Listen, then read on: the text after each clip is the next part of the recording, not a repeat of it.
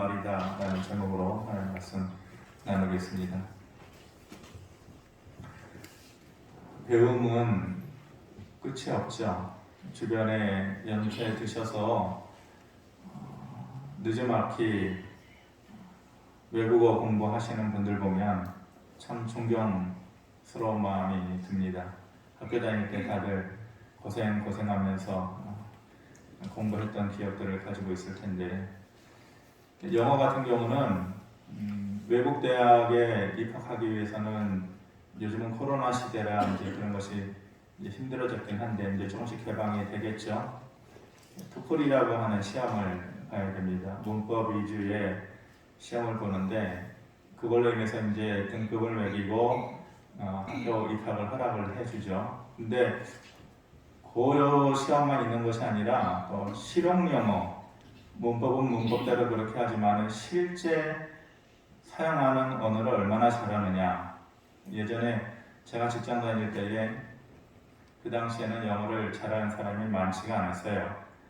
그래도 이제 그 당시에 점수를 뭐 800점 이상이다, 850점 이상이다 이렇게 받아와도 실제적으로 이제 외국사하고 같이 이제 일하는 사무실이었는데 말 한마디 못하는 거죠. 의미가 없다는 거예요. 그 공부해가지고 점수 그렇게 많이 받으면 뭐하냐.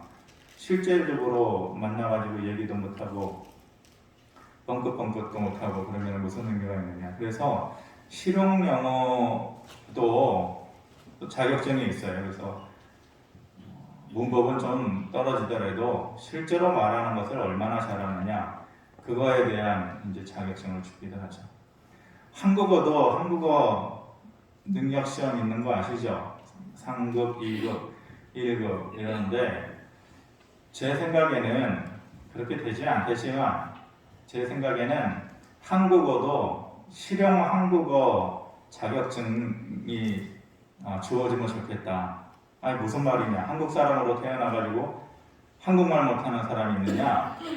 예, 제가 봤을 때는 못해요. 말을 못한다고요. 그래서 말 잘하는 대로 3급, 2급, 1급 뻔때 있게 말하는 사람은 1급 자격증 주고 뻔때 없이 말하는 사람은 자격증 주지 말고, 그래서 이 사람은 참 말을 잘한다 싶은 사람은 한국말이어도 자격증을 좀 주면 어떤가 그런 생각이 듭니다. 말 한마디로 천냥빛을 갚는다. 옛날 얘기죠, 옛날. 하지만 그래도 여전히 통용되는 것이 우리들의 삶의 모습이에요. 그만큼 말이라고 하는 것이 매우 중요합니다. 하버드 대학 연구팀이 80년 동안 추적해가면서 연구를 했어요. 어떤 내용이냐? 사람들이 살면서 행복이라는 것을 무엇을 통해서 느낄까? 2세대 정도 지난 시대겠죠. 한 80년 동안을 연구를 했으니까 사람들이 흔히 생각하기에 기본적으로 돈을 많이 모은 사람이 행복감이 클 거다. 아니면 명예를 쌓은 사람이 클 거다. 건강을 끝까지 유지하는 사람이 행복감이 클 거다. 얘기하는데 결과는 그렇지 않았어요. 그것이 사람 전체의 내용을 다 말할 수는 없겠지만 전체의 사람, 지구상에 사는 사람들을 다 물어본 것은 아니니까. 그래도 80년을 추적해서 사람이 무엇을 통해서 행복감을 느끼느냐. 1위가 인간관계. 인간관계를 어떻게 메꿔서 사느냐. 그것으로 인해서 사람이 행복감을 느끼기도 하고 또 불행하기도 하다. 그런데 그 인간관계를 가장 잘 건강하게 유지시켜주는 게 뭐냐? 인간관계에서 깨기도 하고 인간관계를 유지시켜주기도 하는 것이 바로 그 핵심적인 요소가 말이라는 것입니다. 말. 달리 얘기하면, 거슬러서 올라가서 얘기하면 말 잘하는 것에 의해서 사람이 행복을 느끼기도 하고 불행을 느끼기도 한다. 그러니까 실용 한국어도 1급, 2급, 3급 줘야 돼요. 말 잘하는 사람은 1급 줘야 돼요. 이혼하는 부부들이 이혼하기 직전에 이런 말들, 이런 표현들을 하면 곧 이혼하겠구나 라고 조사를 해놓은 게 있는데 몇 가지가 있어요. 첫 번째는 좋지 않은 첫마디로 대화를 시작한다는 것이죠. 이런 사람들은 곧 헤어지겠구나 라고 좀 느껴볼 수 있다는 것이죠. 좋지 않은 첫마디 뭐겠어요? 아침에 딱 눈 뜨자마자 나 늦어. 왜 늦는지, 얼마만큼 늦는지 그것도 없이 그냥 나 늦어 하고 문 열고 나가면은 그걸로 관계가 유지될 수가 없는 것이죠. 그런 식으로 한다는 거죠. 두 번째로 상대방을 비난하거나 모욕하고 자기 변호를 하는 거. 상대방을 가까이에 살붙이고 살면서도 이건 못한다는 거예요. 비난하고 모욕하는 거. 너는 그게 문제야. 당신도 아니고 항상 너는 그게 문제야. 이런 식으로 상대방을 비난하는 말들 하면은 이 사람들 오래 못 가겠구나. 세 번째로 자주 배우자에게 불평하거나 핑계를 대는 거. 배우자는 짧게는 30년, 40년 이렇게 살잖아요. 물론 핑계가 습관이 돼서 그럴 수도 있지만은 이게 핑계대고 불평하는 거. 이게 서로의 관계를 깨뜨린다는 것이죠. 네 번째로 상대방에게 보내는 좋지 않은 몸짓. 저는 이게 굉장히 중요하다요. 사람은 말로만 표현하는 게 아니에요. 손가락 하나로도 표현을 해요. 그리고 눈빛으로도 표현을 해요. 그리고 그 사람을 마주보고 있는 내 몸의 각도, 이렇게 서 있냐, 이렇게 서 있냐, 다 표현할 수 있는. 그래서 상대방에게 보내는 좋지 않은 몸짓. 그것만 하면은 틀어지는 경우가 있어요. 구태여 말 안 해도 좋지 않은 것이. 그리고 회복을 시도하나 자주 실패하는 거 얘기 좀 합시다. 근데 얘기할 게 뭐 있겠어? 이런 식으로 얘기하는. 여섯 번째로 과거를 회상할 때 나쁜 기억만 떠올리는 거. 감자 캐내는 것도 아니고 줄줄이 사탕처럼 과거를 얘기하면 그때 5년 전, 10년 전 이런 식으로 얘기하는 거 좋지 않다는 것이죠.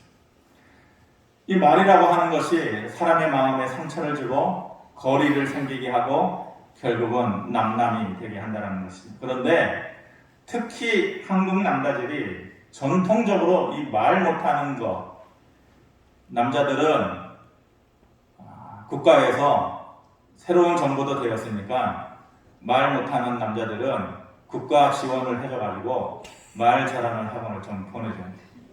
한국 남자들은 말하는 법을 배우지를 못했어요. 이게 참 불행이에요.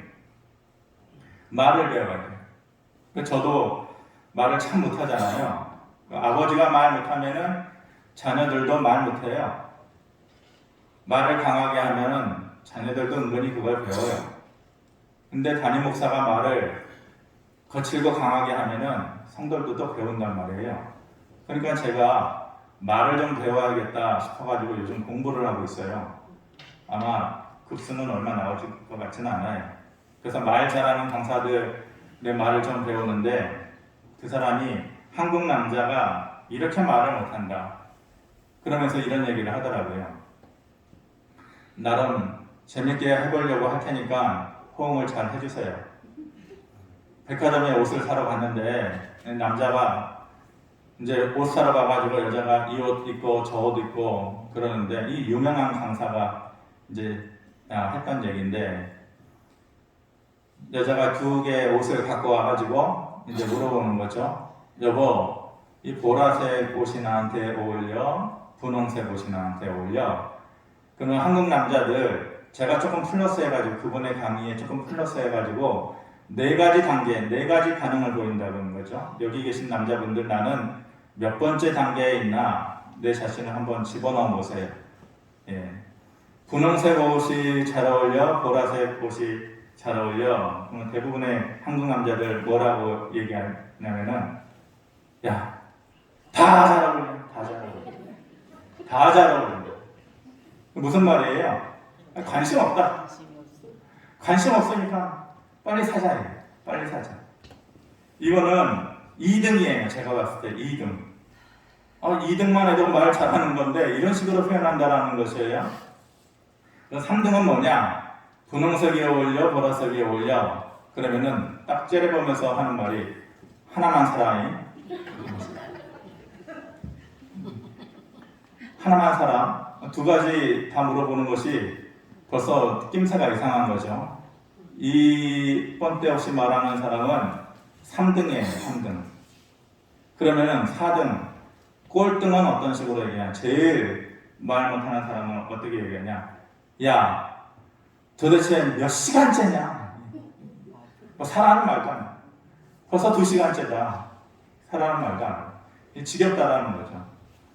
그런데 말 잘하는 사람 1등 남자는 어떻게 얘기하느냐. 보라색이 어울려, 분홍색이 어울려. 그렇게 물어보면 지그시 미소를 지으면서 보라색을 입으니까 날씬해 보이네. 분홍색은 어려 보이고. 이렇게 얘기한다는 거죠. 여러분들 지금 반응이 없잖아요. 그러니까 그렇게 얘기하는 사람이 아무도 여기는 없다는 거예요. 그리고 그런 얘기를 들어본 사람도 아무도 없다라는 거예요. 그러니까 제가 얘기하니까 딴 나라 얘기처럼 그렇게 들으시잖아요. 1등, 2등, 3등, 4등. 여러분들은 어떤 식으로 얘기를 합니까? 말 못하는 것은 한국 남자만 그런 게 아니에요. 여자도 똑같아요. 여자들도 말 못하는 거랑 마찬가지. 남자들이 외로워요. 나이 들수록 또 그런 고독감을 많이 느끼죠. 제가 교회에 오고 나서 한 2년 정도는 지금 얘기하는 건데 2~3시간씩을 고양이 개 기르는 동영상을 늘 봤었어요. 지나고 나니까 그때 참 외로웠던 것 같아요. 남자들이 가끔 가다가 외로움을 느끼면은 힘든 일이 있으면은 정말 교회 일을 아내들 여기 있지만은 예전에는 거의 얘기 안 했어요. 그 부교육자 할 때도 거의 얘기 안 해요. 나 혼자 스트레스 받지 뭐하러 그거를 얘기를 하느냐. 아이들한테도 아빠가 욕먹을 테니까는 니네들은 하고 싶은 대로 해. 니네들 목사 아들이라고 목사 딸이라고 뭐 못하고 제 동기가 그랬었거든요. 그래가지고 모르겠어요. 무슨 평가를 할지 모르겠지만은 좀 폼 좀 잡으면서 그랬었죠. 욕은 내가 먹을 테니까 니네 하고 싶은 대로 해라. 그렇게 거치지 말고 이제 그렇게 얘기를 했었는데 외로움을 느끼면은 가끔 남자들이 하고 싶을 때가 있어요. 말을 하고 싶을 때 외롭다 아니면 힘들다 얘기하고 싶을 때가 있어요. 안 하던 말을 하잖아요. 남자들이. 그러면 여자들이 그거를 낌새를 탁 느끼고 무엇 때문에 힘든지 무엇 때문에 외로운지 편을 들어줘야죠. 여편내라는 말이 꼭 그 뜻은 아닌데 그래도 일리는 있잖아요. 여편내가 뭐예요? 여자를 비하시키면서 하는 말이기는 하지만은 옆에서 있어주는 거예요. 편들어주는 거예요. 그런데 요즘 나 힘드네. 그런데 여자가 대번에 하는 말이 진상아 나는 너 때문에 더 힘들어. 평생 너 때문에 더 힘들다. 이런 식으로 반항하고 얘기해버리니까 남자나 여자나 한국 남자나 한국 여자나 말 못하는 것은 매한 거지. 이런 말의 습관이 단지 부부 사이만 좋게 하는 것이 아니라 살아가는 데 있어서 행복지수를 더해준다는 건 아니겠어요? 그래서 배워야 돼요. 말을 배워야 돼요. 말은 습관이에요. 그리고 제가 얘기 드렸지만 말은 그 사랑을 나타내죠. 말하는 그 단어나 말하는 표정이나 말하는 어투나 들어보면 그 사람을 얘기해줘요. 그 사람의 사는 모습을 얘기해주는 것이 말을 잘해요. 하버드 대학 연구처럼 행복이 말에서 시작하듯이 하나님과의 관계 그리고 믿음 생활에 있어서도 말은 매우 중요해요. 성경을 가만히 들여다보면 하나님의 능력이 나타나는 경우 하나님의 은혜가 나타나는 경우 축복이 나타나고 크고 작은 기적들이 나타나는 경우가 말에서 시작한다는 것을 알 수가 있어요. 목사님 전부 그런가요? 아니죠. 그런 경우들이 많아요. 보세요. 어떤 말을 배우고 어떤 말을 습관해야 될까? 첫 번째는 긍정의 말이죠. 긍정의 말은 다른 말로 하면 믿음의 말이에요. 오늘 본문이 에스라서잖아요. 에스라가 바벨론의 포로로 잡혀간 이스라엘 백성들, 정확하게 얘기하면 남유다 백성들이겠지만은 두 번째로 이제 귀환을 시키죠. 고국으로. 첫 번째는 스룹바벨이 데려오고, 두 번째는 에스라가 데리고 오고, 세 번째는 느헤미야가 데리고 오는데, 두 번째를 에스라가 데려와가지고 포로로 잡혀갔다가 온 사람들을 와서 고국 땅에 발을 디디고 보니까 말이 안 해요. 물론 폐허화된 이스라엘 땅 성전 스룹바벨 시간을 지내면서 어느 정도 복구가 되고 삶의 내용도 탄탄해졌는데, 그게 문제가 아니라 이 사람들의 믿음이 문제고 이 사람들의 삶의 문제예요. 드러나는 모습이 과관이 아니에요. 정체성이 다 무너지고 만 하나님 나라의 백성이라고 하는 삶의 모습이나 믿음의 모습이 다 사라져버린 것인데, 그 중에서도 가장 심각한 문제가 이방 사람들과의 통혼이에요. 섞여서 사는 거예요. 이방 사람들과. 오늘 에스라 9장 2절을 보면 그들의 딸을 맞이하여 아내와 며느리로 삼아 거룩한 자손이 그 지방 사람들과 서로 섞이게 하는데 방백들과 고관들이 그 죄에 더욱 으뜸이 되었다. 믿음의 지도자들이 앞장서서 하나님께서 이스라엘 백성들을 가나안 땅에 들어보내실 때에 너희들 복 받을 거야. 젖과 꿀이 흐르는 땅으로 들어가서 거기서 너희들 하고 싶은 대로 누리고 싶은 대로 그동안 못했던 거 다 할 텐데 하나님의 말씀대로 법비대로 잘 살아라. 그러면서 하지 말라고 한 것이 이방 사람들과 섞이지 말아요. 그들의 딸을 며느리로 들이지 말고 아내로 들이지 말고. 사람과 사람 만나는데 어떻게 안 섞이고 살아가요? 하나님께서 안 된다. 그들을 맞아들이는 것이 중요한 것이 아니라 그들이 너희의 가정 안으로 들어오면 그들이 섬기는 이방신도 들어올 것이고 그들의 삶의 모습이나 삶의 문화도 들어올 것이고 차츰차츰 너희가 오직 하나뿐인 여호와 하나님을 잊어버리게 될 것이고 섞이게 되면 그 색깔이 흐려지게 될 것이고 안 된다. 그런데 그때도 그걸 못했고 지금도 이걸 못하는 거예요.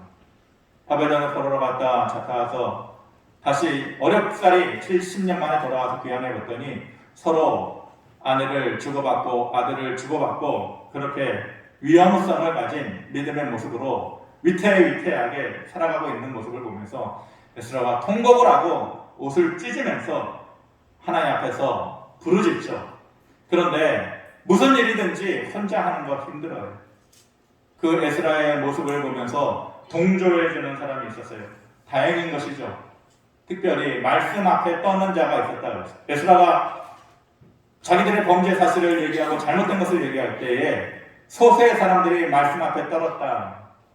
말씀을 듣고 떨고 말씀을 듣고 감동하고 말씀을 듣고 내 자신의 모습을 보는 것, 희망이 남아있는 것이죠. 북치는 에스라와 함께 장구 쳐주는 사람이 있었어요. 물론 소수의 사람들이 있었는데 그 중에 스가냐라고 하는 사람이 있었는데 2절의 말씀 우리 같이 한번 보겠습니다. 시작. 엘람 자손 중 여이엘의 아들 스가냐가 에스라에게 이르되 우리가 우리 하나님께 범죄하여 이 땅 이방 여자를 맞이하여 아내로 삼았으나 이스라엘에게 아직도 소망이 있나니. 먼저 자기 자신의 부끄러움을 인정해요. 스가냐라고 하는 사람이 에스라가 자기의 옷을 찢으면서 통곡하고 있을 때에 맞다. 우리가 범죄했구나. 우리가 삶을 잘못 살았네. 자기의 잘못을 그리고 자기의 부끄러운 모습을 먼저 인정을 해주는 것이죠. 그렇지만 그런 현재의 상황에 주저하지 않고 믿음의 말을 하고 있죠. 뭐라고 얘기해요? 이스라엘에게 아직도 소망이 있나니. 뭔가 잘못된 사실 앞에서 어떻게 반응하면서 살아가느냐? 그게 믿음이죠. 그리고 어떤 말을 하느냐? 그게 믿음을 표현해 주는 것이에요. 이렇게 됐는데 어쩌란 말이냐? 그런데 그 다음 단계에서 어떻게 반응하느냐? 그것이 중요한 것인데 여기서 스가냐가 그래도 우리에게는 소망이 있나니 이렇게 얘기하는 것이죠. 자기의 부끄러움을 알고 그것을 인정할 줄 아는 자가 긍정적인 말을 할 수가 있어요. 믿음의 말을 할 수 있어요. 그런데 자기의 부끄러움을 말할 수 없는 자, 인정할 줄 모르는 자, 자기가 여호와 앞에 범죄하여라는 사실을 깨닫지 못하는 자는 절대로 믿음의 말을 못해요. 절대로 긍정의 말을 할 수가 없는 것이. 그런데 스가랴가 그렇게 얘기하고 있는 것이죠. 가나안 여인이 예수님께서 질책하듯이 얘기하잖아요. 내 자녀에게 줄 떡을 개와 같은 이방 여인인 너한테 내가 줄 것 같으냐? 물론 의도성을 가지고 그렇게 질책하듯이 말했지만 가나안 여인이 먼저 뭘 해요? 자기의 부끄러움을 인정해요. 그러니까 자기의 부끄러움을 인정하고 그 다음에 믿음의 말을 하는 거예요. 이 여인이 먼저 부끄러움을 어떻게 인정해요? 맞습니다. 맞습니다. 저 개와 같은 여자 맞습니다. 그렇지만 뭐라고 얘기해요? 스가랴와 같이 여전히 우리에게 소망이 있나니 이걸로 나아가는 거예요. 믿음의 말은 자기의 부끄러움을 인정하고 그 다음에 할 수 있는 거지. 그 여인이 뭐라 그래요? 개와 같은 인생도 주인의 상에서 떨어지는 부스러기 은혜라도 먹지 않아요. 그거라도 달라는 거죠. 자기의 부끄러움을 인정하고 그 다음에 긍정의 말, 믿음의 말로 나아가. 우리가 질병 가운데 지금 허덕이고 있지만 그래도 아직 우리에게 소망이 있나요? 가난 때문에 사람들 앞에서 기 한 번 제대로 쓰지 못하고 쭈그러진 삶을 살고 있지만 그래도 여전히 우리에게 소망이 있나요? 못 배워가지고 사람들 앞에 부끄럽지만 그래도 내 다음 세대, 내 자녀들 그들에게 여전히 하나님의 은혜가 남아있는 소망이 있나요? 우리에게 그런 마음이 필요합니다. 그런 말이 필요한 것입니다. 두 번째로 어떤 말이 믿음의 말입니까? 회개의 말입니다. 초대교회의 오순절 절기에 성령께서 역사하셔서 크고 작은 기적들이 막 일어나는 것이죠. 그래서 베드로가 성령 충만하여서 그들에게 앞에서 설교를 하지 않습니까? 하나님께서 보내신 예수 그리스도 그가 구세주였다. 너희가 알지 못해서 십자가에 못 박은 그가 우리의 그리스도다. 구주였다. 그런데 하나님께서 죽은 자 그대로 내어두지 아니하시고 다시 살려내서 생명의 주가 되게 하시고 소망의 주가 되게 하셨다. 그랬더니 그 말을 듣고 설교를 듣고 많은 사람들이 뭐라고 그랬어요? 사도행전 2장 37절에 그들이 이 말을 듣고 마음에 찔려 베드로와 다른 사도들에게 물어 형제들아 우리가 어찌할꼬 설교를 듣고 하나님의 말씀을 듣고 자기 자신을 돌아보고 어찌할꼬로 나아갈 수 있는 회개의 말을 우리가 회복해야 해요. 가슴을 치며 자기 자신을 돌아보는 것이죠. 이런 자신의 돌아봄이 회개의 시작이에요. 38절에 베드로가 이르되 너희가 회개하여 각각 예수 그리스도의 이름으로 세례를 받고 죄 사함을 받으라. 그리하면 성령의 선물을 받으리니 단계가 나타나죠. 첫 번째로 회개하여 세례를 받고 그러면은 죄 사함을 얻고 성령의 선물을 받으리니 우리가 원하는 것은 다 성령의 역사예요. 성령의 선물이에요. 크고 작은 삶의 기적들이에요. 근데 그 시작이 뭐예요? 회개의 말에서 시작하는 거예요. 회개의 말에서. 얼마 전에 축구를 했다고 하는데 저는 축구를 그렇게 좋아하지 않아서 보지는 않았는데 말만 들었어요. 축구에는 점술이 있지 않습니까? 뭐 4-4-2 점술, 뭐 4-3 점술 뭐 이런 게 있잖아요. 근데 기도할 때에 이 점술을 우리가 써야 돼요. 뭐냐? 4-3-3. 제가 가장 이상적인 것은 개인적인 생각이지만은 우리 기도의 구성 내용이 4-3-3이 돼요. 4-3-3. 기억하세요. 축구만 보지 마시고 4-3-3. 첫 번째 4는 뭐냐? 10개 중에 4는 감사의 말이에요. 3-3. 그 다음에 3은 회개의 말이에요. 그 기도의 구성 내용이 그렇게 돼야 돼요. 아, 기도의 법이 있어요? 말하는 것만이죠. 근데 따로 정해진 법은 없다 할지라도 이렇게 기도하는 것이 모든 신앙생활을 해온 사람들의 기본적인 그 기도의 틀이에요. 감사의 기도를 하는 거예요. 감사할 내용이 없어도 4개를 껴 맞춰요. 10개 중에. 그리고 3은 회개의 말이에요. 그리고 나머지 3은 그 다음에 내가 구할 말을 하는 것이에요. 하나님께서 우리에게 축복해 주시는 것, 성령의 선물로 주시는 것은 그 시작이 우리의 부끄러움을 알고 회개의 말을 하는 것부터 시작하는 거예요. 첫 번째는 긍정의 말, 두 번째는 회개의 말, 마지막으로 세 번째 하나님을 기쁘시게 하는 말이에요. 역대상 말씀 우리가 얼마 전에 새벽 예배 때 보고 역대하를 보고 있는데 솔로몬 얘기이지 않습니까? 저는 솔로몬이 그냥 주워들은 금수저 솔로몬의 인생을 조금 원래는 더 고급스럽게 표현해야겠는데 제가 보는 일면의 솔로몬의 삶은 그냥 주워들은 금수저죠. 예. 솔로몬이 하나님 앞에서 뭔가를 하고서 축복을 받은 게 아니죠. 물론 다윗을 통하여서 이미 축복의 약속을 주셨기 때문에 그것을 이루신 것은 맞아요. 근데 솔로몬 개인의 입장으로 봐서 하나님 앞에서 뭘 했나요? 뭘 잘한 게 있나요? 뭘 준비한 게 있나요? 그 뒤에 나오는 말은 물론 성전 짓는 과정에서 1,000번제를 드리고 그런 게 따로 있긴 하지만은 처음에 이미 하나님께서 솔로몬을 축복해 주셨는데 그냥 주워들은 금수저죠. 그리고 그의 인생이 나중에는 변질되잖아요. 그런데 그가 특별히 초기에 잘한 것이 없이 그냥 주워들은 금수저라 할지라도 면밀히 꼼꼼히 살펴보면 그래도 그가 하나님의 은혜와 복을 받을 만한 자격이 있는 자다. 하나님의 약속이 있는 거 말고 다윗을 통한 하나님의 약속이 이루심 말고 개인적으로 솔로몬 자신이 은혜 받을 만한 자격이 있는 자다라고 할 수 있는 것이 뭐냐면은 말이에요. 말. 그 말이 어떤 말이냐? 하나님의 마음을 기쁘시게 하는 말을 잘해요. 솔로몬이.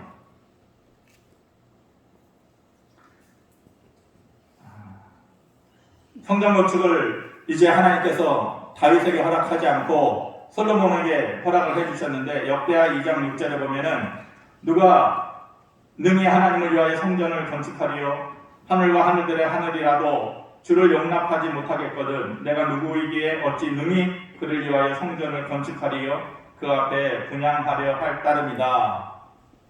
쉽게 얘기하면 이런 말이에요. 저는 자격 없는 사람이에요. 내가 누구이기에 하나님이 거주할 만한 성전을 짓는단 말입니까? 하나님께서 그 크고 무소부지하신 하나님이 이 성전을 짓는다고 이 조그마한 성전 안에 거기에만 머무시는 분도 아니고 제가 하나님을 위한다라는 것이 말이 돼요. 쉽게 표현하면 이런 말이에요. 저 같은 사람이 성전을 아무리 화려하게 짓는다고 해도 하나님을 그 안에 하나님을 다 모실 수가 없잖아요. 하나님을 위하여서 한다라는 것은 어불성설이에요. 제가 하나님을 위한다라는 것은 말도 안 돼요. 저는 그저 그분을 분향하려는 것뿐이에요. 즉 제사하려는 것뿐이에요. 즉 요즘 말로 하면 예배 드리는 것뿐이에요. 내가 하나님을 위하여서 뭘 한다라는 것은 말도 안 되는 표현이에요. 단지 저는 하나님 앞에서 예배 드리는 것뿐이에요. 이 말을 들었을 때에 하나님의 마음이 기쁘셨죠. 그리고 하나님도 성경을 보면 약간 귀가 얇으셔요. 그래서 이런 말을 하면은 하나님께서 굉장히 좋아하셔요. 1,000번째 드리고 나서 솔로몬에게 묻잖아요. 내 너에게 뭘 해줄까? 이래요. 그랬더니 솔로몬이 말 잘하는 사람이라니까요. 그 인생 자체에는 오점이 있어도 금수저를 든 것 같지만은 하나님의 마음을 기쁘시게 하는 말을 하는 사람이에요. 내가 나이 어립니다. 그런데 저에게 좀 물질을 주고 권력을 주고 또 판단력을 주고 그러면은 좋겠습니다. 이게 아니라 백성들을 좀 잘 다스려야 될 텐데 제가 나이 어려서 지식과 지혜가 필요합니다. 당신의 나라, 내 나라의 백성들을 잘 다스릴 수 있도록 지혜와 지식을 주세요. 그랬더니 하나님께서 뭐라 그래요? 그 말에 하나님의 귀가 얇아지신 것이잖아요. 그래? 네가 권력을 구한 것도 아니고 돈을 구한 것도 아니고 장수함을 구한 것도 아니고 너가 이것을 구했으니 그 나머지 것도 다 내가 이루리라 하시잖아요. 마태복음 6장 33절에 너희는 먼저 그의 나라와 그의 의를 구하라. 그리하면 이 모든 것을 더하시리라 라고 하신 그 말씀을 물론 신약 시대에 나온 말씀이긴 하지만은 솔로몬의 마음에는 이미 그게 자리 잡고 있는 거예요. 너희는 먼저 하나님이 기뻐하시는 뜻, 하나님께서 기뻐하시는 말, 그리고 하나님께서 기뻐하시는 삶의 내용을 충족시키면 그 다음은 이 모든 것을 너에게 더하리라 라고 하는 것을 이미 솔로몬이 알고 있었던 것 같아요. 그래서 지혜와 지식을 구했을 때에 하나님께서 그러냐? 이 모든 것도 너에게 더하리라 이렇게 말씀하고 있는 것이죠. 솔로몬이 그렇게 순수한 사람이었나요? 그렇게 순진무구했나요? 그래서 부귀영화를 멀리하고 그랬나요? 안 그래요. 그의 인생 전체는 이때만 이랬어요. 이때만 이랬다고요. 그리고 나머지 그의 인생은 부귀영화를 쫓아다닌 삶 아니에요? 말과 마병을 늘려가고 1000명의 여자들을 거느리고 인간적인 풍요와 욕심에 빠졌던 사람 아닙니까? 하나님께서 그걸 왜 모르시겠어요? 솔로몬이 처음에 그거를 구할 때에 백성들을 위해서 지혜와 지식을 구합니다. 판단력을 구합니다. 이렇게 얘기했을 때 하나님께서 야, 내가 너를 모를 줄 알아? 하나님께서 모르시겠어요? 내가 너를 모를 줄 알아? 너 나중에 더 많은 것으로 네 인생을 망가뜨릴 거잖아. 너 자신은 그런 모습으로 채울 거잖아. 그렇게 질책하지 않아요. 모르시겠어요? 하나님께서? 사울을 1대 왕으로 세울 때에 사울이 변질되고 망가질 것이라는 것을 몰라서 세워요? 다윗이 실수할 것을 하나님께서 모르셔요? 솔로몬의 삶이 그렇게 변질될 것을 하나님께서 모르셔요? 알아요. 그렇지만 그 순간의 고백을 기뻐하는 거예요. 하나님의 마음을 흡족하게 하는 말, 하나님의 뜻이 있는 말을 내 입으로 고백하는 말, 하나님을 기쁘시게 하는 말, 이것이 우리의 삶의 모습에 회복이 된다면 그것을 통해서 하나님은 너의 믿음이 너를 구원하였다. 결국은 그들의 입에서 나온 말을 듣고서 하신 말씀이잖아요. 하나님의 은혜와 크고 작은 기적이 우리에게도 나타나지 않겠습니까? 부모님들이 돌아가시기 전에 한 100억 갖고 있다고 해봐요. 근데 자녀들이 오면은 100억 가진 부모 앞에서 얼마나 잘하겠어요. 여기에 보니까 그 많은 돈을 가지신 분은 없는 것 같으니까 그냥 편하게 얘기할게요. 예? 그러면은 막 와가지고 잘하겠죠? 그러면은 부모가 그 정도의 생각은 있을 거 아니에요. 요것들 봐라 아주 오늘 내일 내가 죽기만 기다리면서 그냥 다 해줄 것처럼 그러네. 그렇다고 인상 쓰나요? 그렇다고 싫다고 내보내나요? 하나님께서 모르시지 않잖아요. 솔로몬의 잘못이나 다윗의 실수나 사울의 변질됨을 모르지 않아요. 그런데 그 순간에 하나님을 기쁘시게 하는 말을 하나님께서 듣고 마음을 여시는, 돌이키시는 말씀을 읽겠습니다. 어떤 사람이 30년간 일한 직장에서 황퇴를 했어요. 황퇴가 뭐예요?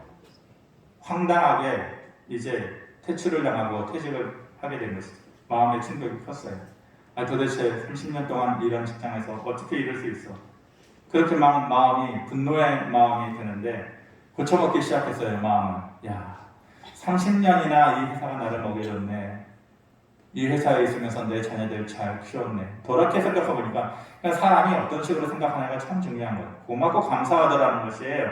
그래가지고 퇴직하는 날 쫙 부서있는 사람들부터 해가지고 고마웠다고, 높이 있는 사람이나 밑에 있는 사람들이나 참 감사했다고 그렇게 말을 하면서 회사를 퇴직하게 되었는데 3개월 만에 전화가 왔더라고요.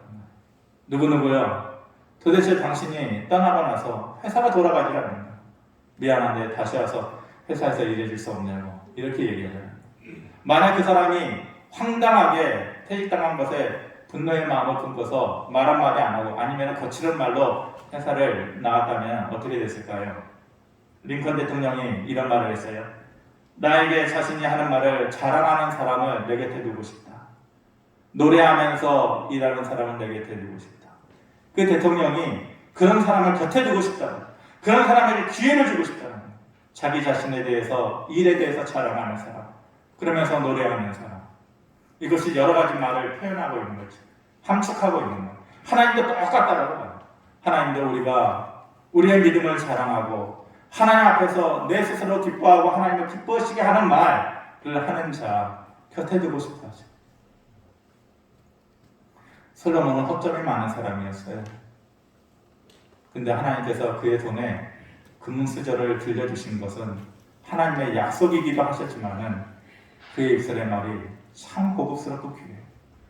우리는 말 못하는 사람들, 말이라고 주저앉지만 하나님 앞에서 긍정의 말 그리고 회개의 말 하나님을 기쁘시게 하는 말을 하는 법을 좀 배웁시다.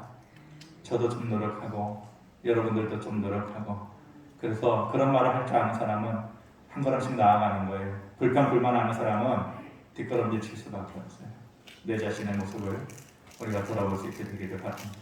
고마우신 아버지 하나님, 우리 입술의 말에